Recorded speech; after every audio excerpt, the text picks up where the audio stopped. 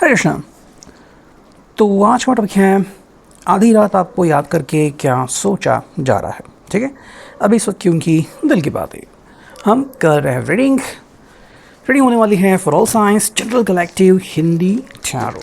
ठीक है, सबसे पहले हम लेते हैं इस टैरो को, देखते हैं हमें यहाँ पे क्या कार्ड्स मिलते हैं। ठीक है, चुनते हैं कुछ कार्ड। पहला कार्ड मिला है जो कि है 4 ऑफ कॉइंस, यानी कि टॉरस, वर्गो, कैप्रिकॉर्न। ठीक है, सेकंड कार्ड जो मिला है वो है द टॉवर।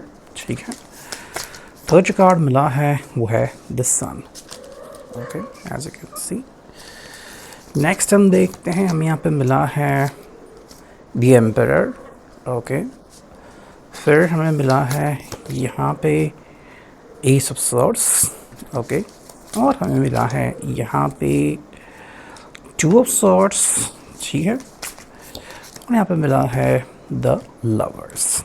ठीक है, तो अगर हम बात करते हैं यहाँ पे कि हमें क्या साइंस मिले हैं, तो यहाँ पे है टॉरस, वर्गो, कैप्रिकॉर्न, एरीज। ठीक है, जेमिनी, लिब्रा, एक्वेरियस, जेमिनी। ठीक है, तो करते हैं रीडिंग की शुरुआत। ओके, क्योंकि कलेक्टिव रीडिंग है तो मैं उसी प्रकार से भी बात करूँगा।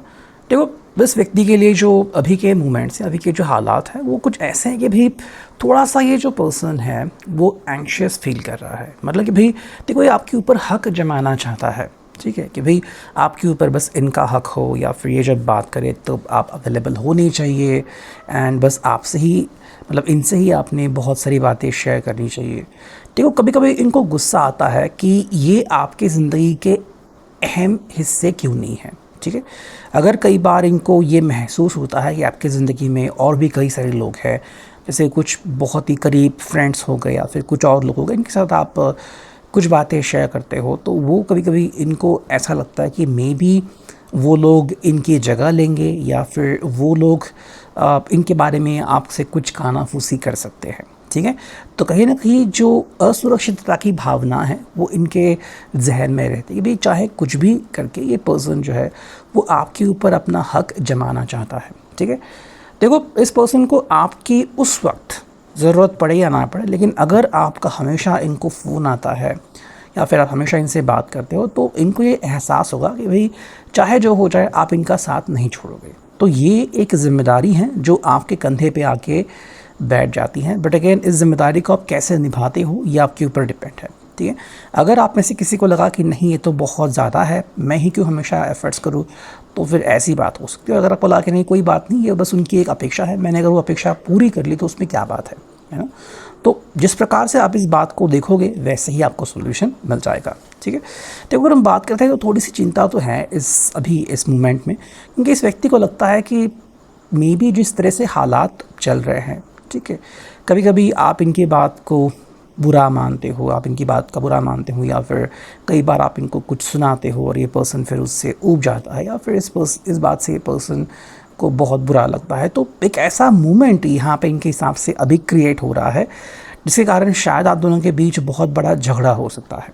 ठीक है, या फिर झगड़े की जो वजह है वो अभी साबित हो सकती है कि भाई हमेशा ये पर्सन जो है वो एंग्शियस रहता है, या फिर आपके ऊपर डाउट करता है, या फिर आपको किसी से बात करने नहीं देता। ठीक है, तो ऐसा नहीं कि ये पर्सन बहुत ही ज़्यादा प्रिवेसी कंसर्न है, बट मे बी ये पर्सन चाहता है कि आप दोनों की बातें सिर्फ आप दोनों तक ही रहे।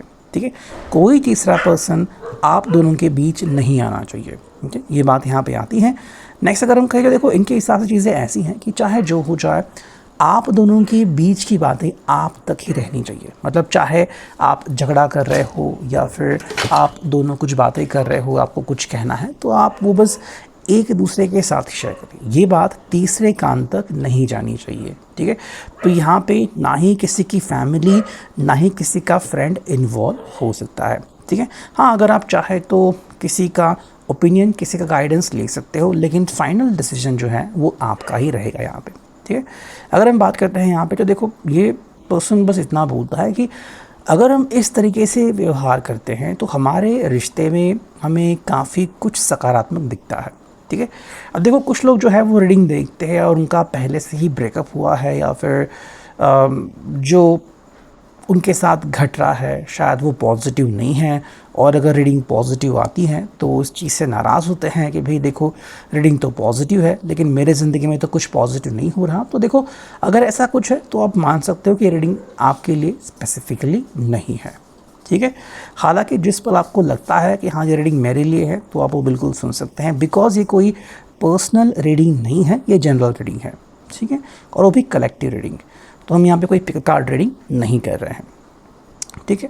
देखो इस व्यक्ति का एक एटीट्यूड हमें दिखता है कि कभी कभी ये व्यक्ति बस अपने मन की बात करना चाहता है, और हमेशा देखो इनका एक कहना है कि इनका जो साथी हो उसके ऊपर इनका धौंस जमना चाहिए। मतलब चाहे जो भी हो आप इस सिचुएशन में रहना चाहिए कि भाई ये पर्सन सबसे पहले आएगा, मतलब प्राथमिकता इस पर्सन को दी जानी चाहिए।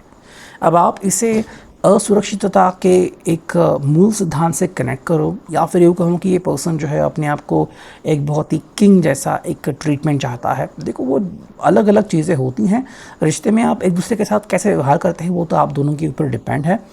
तो किंग बनने का मतलब ये नहीं कि आपके पास बहुत सारा पैसा है या फिर आपके पास बहुत बड़ी अच्छी जॉब है। किंग बनने का मतलब ये है कि भाई ये पर्सन चाहता है कि आप उनको ऐसी ट्रीटमेंट दो कि आपकी ज़िंदगी में इनसे बड़ी अहमियत कोई रखता नहीं, ठीक है। हाँ फैमिली अगर आ जाए तो अलग बात है, या फिर जॉब की जहाँ पे अहमियत है वो अलग बात है, लेकिन बाकी के टाइम आपने इनको अहमियत देनी ही चाहिए, ठीक है।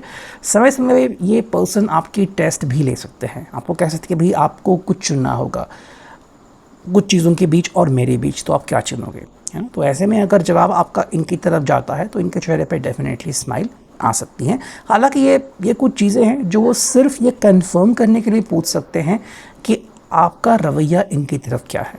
असलियत में आपको शायद चुनने के लिए नहीं कहेंगे या फिर ना ही कह रहे हैं, ये बस उनका एक पूछने का मतलब तरीका है। ठीक, कई लोग जैसे कि मान लो विंडो शॉपिंग करते हैं, वो उसे खरीदना नहीं चाहते बट कहीं ना कहीं विंडो शॉपिंग करते हैं कि भाई अगर कल मन हुआ तो हमें बहुत सारे चॉइसेस तो होनी चाहिए, है ना।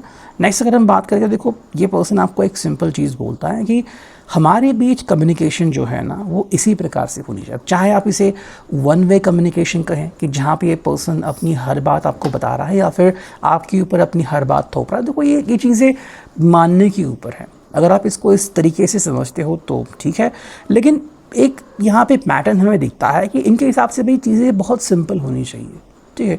मतलब इनको कॉम्प्लिकेटेड स्टोरीज पसंद नहीं। अगर आप इनको कोई ऐसी स्टोरी सुना रहे हो कि भी मैं इसलिए नहीं पहुंचा बिकॉज़ मैं अपने किसी फ्रेंड के साथ था, फिर मेरा मोबाइल भी स्विच ऑफ हो गया था, चार्जिंग के लिए केबल नहीं मिली एंड बहुत देर तक मैं बाहर रहा, तो ये चीज़ें इनके पल्ले नहीं पड़ेगी, ठीक है। अगर कोई बहुत ही सिंपल शॉर्ट कहानी हो तो ये उनके पल्ले पड़ेगी, वरना नहीं। तो ये आपको एक सिंपल चीज़ बोल रहा है कि इनको ऐसी रची हुई कहानियों के ऊपर भरोसा नहीं है, चाहे वो सच भी हो, ठीक है। तो इसलिए वो आपसे कहना चाहते हैं कि भाई हमेशा प्रिपेयर्ड रहो, या फिर आप किसी ऐसे झमेले में पढ़ो ही ना जिसमें आपको बहुत ज़्यादा एक्सप्लेनेशन देना पड़े, ठीक है। देखो आपको लग सकता है कि ये पर्सन आपसे चाहता क्या है, तो एक सिंपल सी चीज़ है, ये पर्सन चाहता है कि भाई हमारे बीच जो बातें हैं, वार्तालाप है, वो ऐसे ही चलता रहे, टू वे, ठीक है। कुछ आप मुझसे पूछो, कुछ मैं आपसे पूछता हूँ, तो यहाँ पे कम्युनिकेशन जो है वो दोनों तरफ से होता रहेगा, लेकिन यहाँ पे प्रॉब्लम बिल्कुल नहीं आएगी। बिकॉज़ अगर ये चाहते हैं कि आप क्लियर करो इनके सामने कुछ चीज़ें, तो ये भी खुद आपके सामने कुछ चीज़ें क्लियर कर चुके हैं या फिर करना चाहते हैं। अगर ये आपसे सवाल पूछ सकते हैं तो आपको भी अधिकार मिलता है इनसे सवाल पूछने का। हालांकि सवाल पूछना है नहीं पूछना है कम्प्लीटली आपके ऊपर निर्भर करता है, ठीक है। एट द एंड अगर हम देखें तो देखो यहाँ पे पर्सन क्लियरली कह रहा है कि चाहे जो हो जाए हमारे रिश्ते में एक चीज़ तो कायम है कि भाई हाँ हम एक दूसरे को चाहते हैं, ठीक है।